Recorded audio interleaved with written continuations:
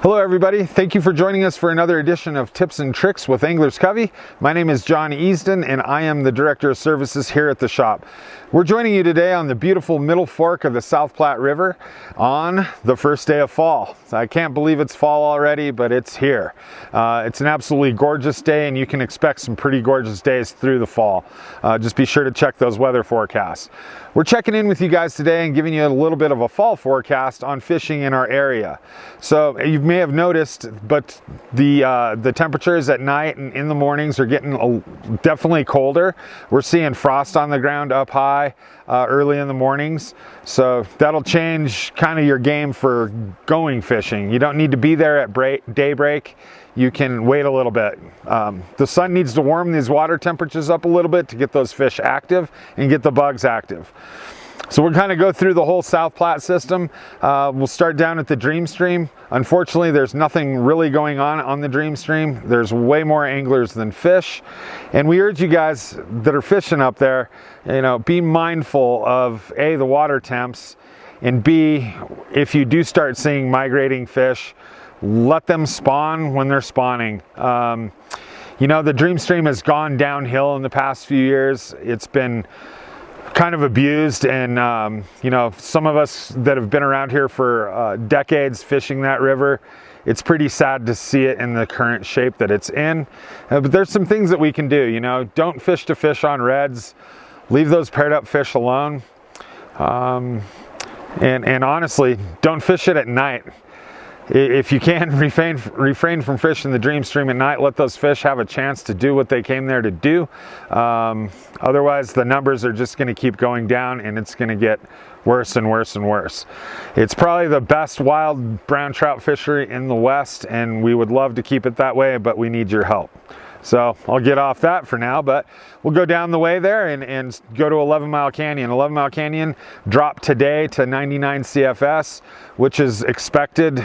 Some drops along the South Platte, but that'll toughen things up. There's a lot of moss in the river, and the trico hatches are definitely dwindling. It's been cold enough up there, it's putting a curb on the trico hatches. The trico hatches we're seeing are only, maybe a half an hour long. So keep that in mind. Down towards the Deckers corridor, it's absolutely fantastic in Cheeseman and Deckers right now. It has been all summer. Really good flows, 150 as of today, and those fish are happy. Water's being released from the bottom valve in Cheeseman. The water's cold and is keeping everything in really good shape there. Talking about some of our stillwater, actually stillwater in the fall can be some of the best time to fish stillwater. The crowds kind of go away and the fish really start to put on the feed bag. So Spinney Reservoir is definitely going down. It's not down too bad right now, but it's definitely exposing some of the tops of those weed beds. In Spinney and Antero, watercraft is really kind of the best way to get out there, whether it's a belly boat or a kayak or a boat. And find those openings in the weed pockets and work that. It has been kind of hot and then not. So if you have a tough day out there, don't give up. The next day might be a banner day. So we're seeing that both in Antero and Spinney. In the bays in the west edge of 11 Mile have also been fishing well.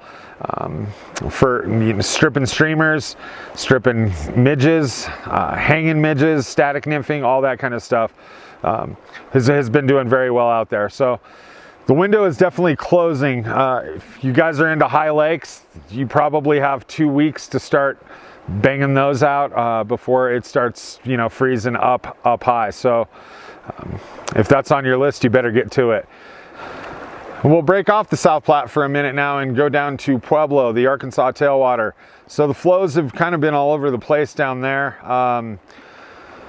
Pretty low, honestly, and the water's really warm. So if you're fishing that area, you want to start real early and be off the water definitely by noon. Keep tabs on those water temps. Those water temps get up to 66 degrees or so, and you'll start killing fish when you catch them. So keep an eye on that. But it's been fishing pretty good down there. Lots of moss, lots of that kind of stuff. So if you guys do have any questions, certainly come into the shop, send us an email, a message on social media, and we're happy to help you. We hope to see you out on the water and in the shop this fall, and happy fishing.